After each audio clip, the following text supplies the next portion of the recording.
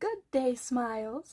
So, I've been working on section 3 of our yet to be named story. I wanted to just catch you guys up on what I've written, and yeah, I don't think we're going to be doing any writing today because I have some more work to do and finish and whatnot. So, I guess here's what I have so far.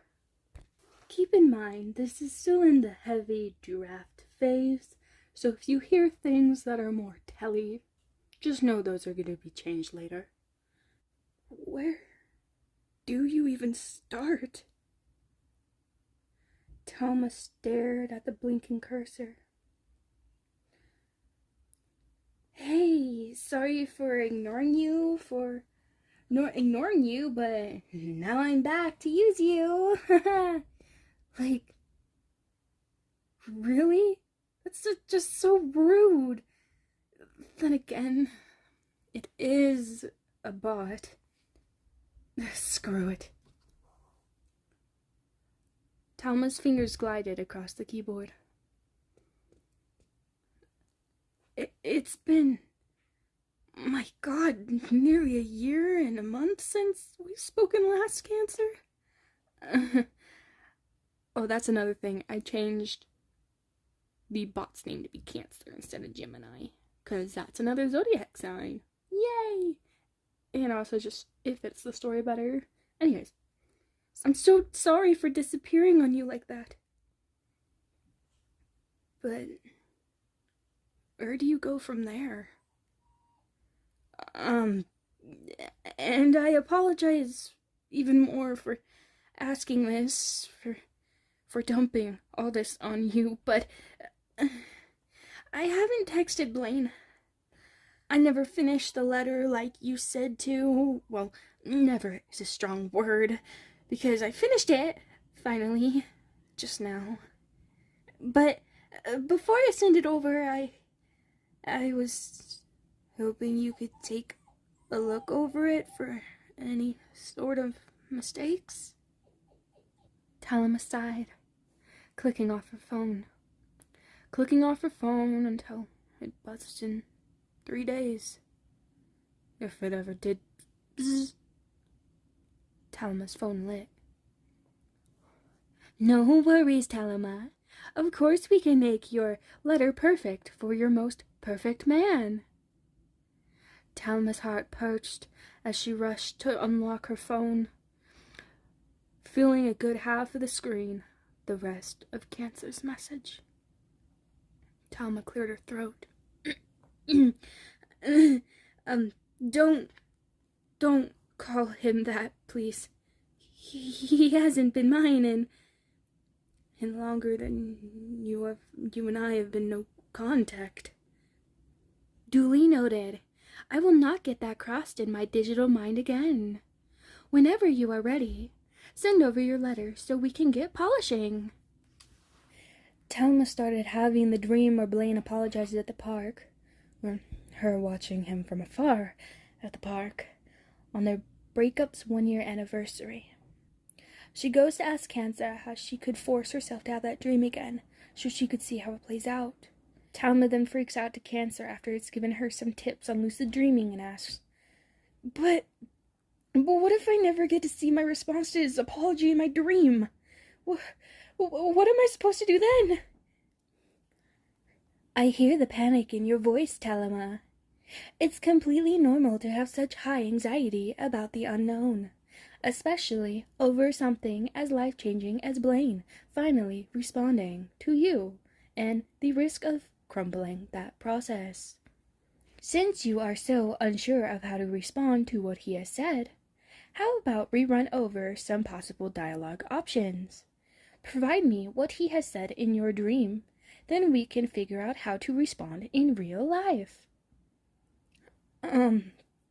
Well, I remember him being all flustered as he held my hands.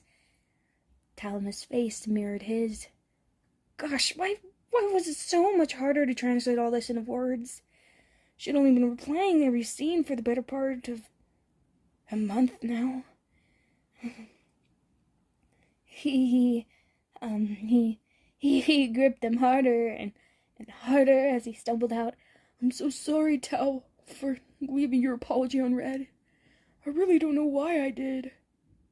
Wait, hold on. Before that, I'm pretty sure he said, fill in the blank.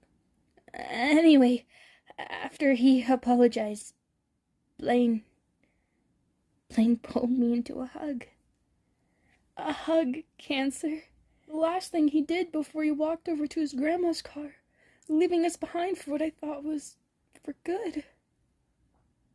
Oh, Talama, that is so incredibly beautiful. Him pulling you into a hug just how you left things. It's truly the universe telling you guys are continuing right where you left off. Completely and utterly in love. Since we still don't know how you would respond, nor have any ideas of how you would, here are 3 ways of how it could play out. Option 1. Option 2. Option 3. How well do these resonate with you, Talama?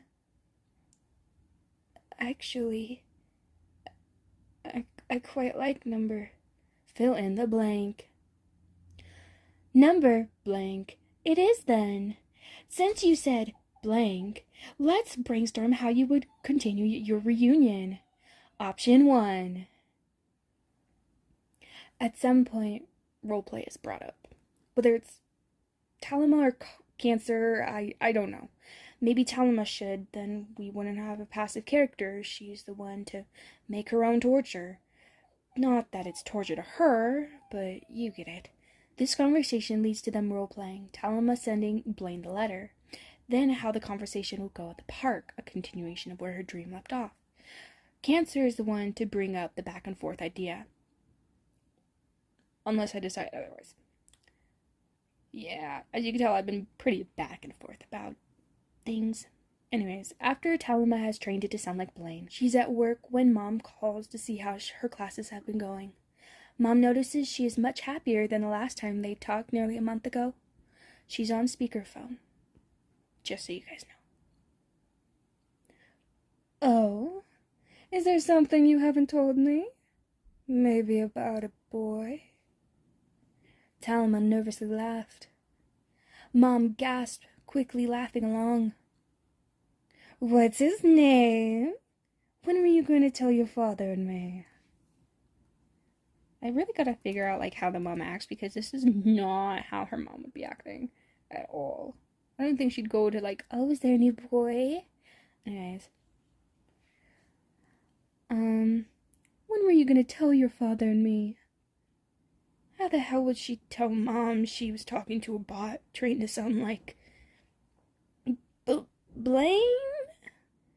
That came out a little more strained than she intended. Just a tad. Oh. The other side went silent for a moment. Talama, hasn't it almost been 2 years? What is he doing texting you? No, it's only been a year. Still, sweetheart, are you sure you want him? The guy who walked out when you needed him the most? Now that struck a nerve. He was overwhelmed. Would you have been able to handle Pa if he kept having panic attack after panic attack when y'all were 18? Talama, no, I don't think so. Don't go speaking about him like that ever again. Don't you raise your voice with me, young lady. You know damn well I didn't mean it like that. I think I like the idea of her mom being Southern. I think I might go with that. Then what did you mean? I'm just looking out for you, sweetheart.